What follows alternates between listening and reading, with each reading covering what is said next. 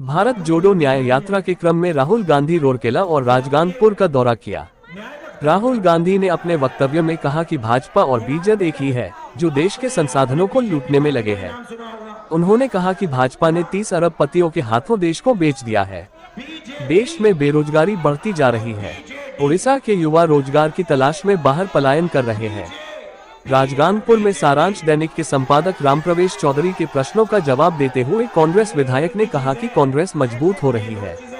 वहीं कन्हैया कुमार ने पत्रकार सम्मेलन में कहा कि सांसदों को हर तरह की सुविधा उपलब्ध कराई जा रही है, जबकि देश के किसान और जवान आत्महत्या कर रहे हैं। राजगांगपुर से रामप्रवेश चौधरी की रिपोर्ट, सारांश दैनिक। आज भारत जोड़ो यात्रा में राहुल गांधी आ रहे हैं, क्या कहेंगे आप? कल से वो आया है, कल खूब अच्छा से छात्र कांग्रेस, युवा कांग्रेस, महिला कांग्रेस, आदिवासी सेल, हरिजन सेल, माइनर कम्युनिटी सेल सब मिलके कल रिसीव किया है।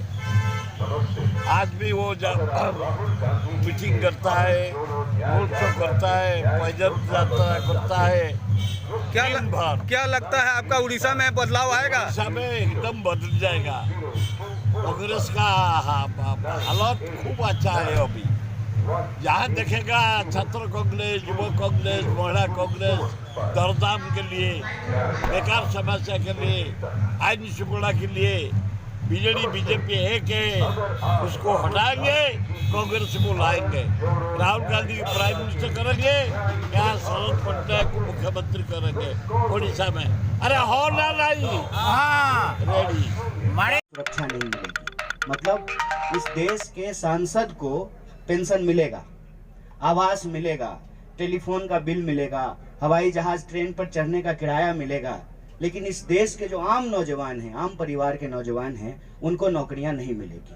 और यह जो बेरोजगारी का दंश है, यह जो बेरोजगारी, बेकारी जो एक बीमारी बन गई है, इसके चलते आज नौजवानों को आत्महत्या करनी पड़ रही है।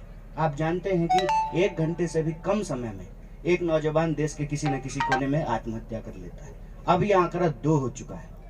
जितना किसान आत्महत्या कर रहे हैं, उतना ही जवान आत्महत्या करना शुरू कर दिए हैं देश में।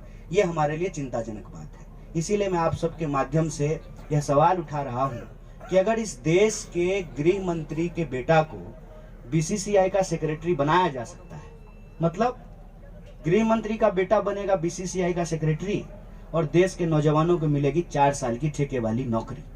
ये जो बेईमानी है, सरेआम आंख के सामने देश का मुद्दा भटका करके देश की संपत्ति जो बेची जा रही है, इस बेचने के खिलाफ यह भारत जोड़ो न्याय यात्रा न्याय को बचाने की लड़ाई है। इसीलिए हम इस देश के नौजवानों से अपील करते हैं कि यह यात्रा एक वैचारिक यात्रा है, हक और अधिकार की यात्रा है, ये न्याय की यात्रा है।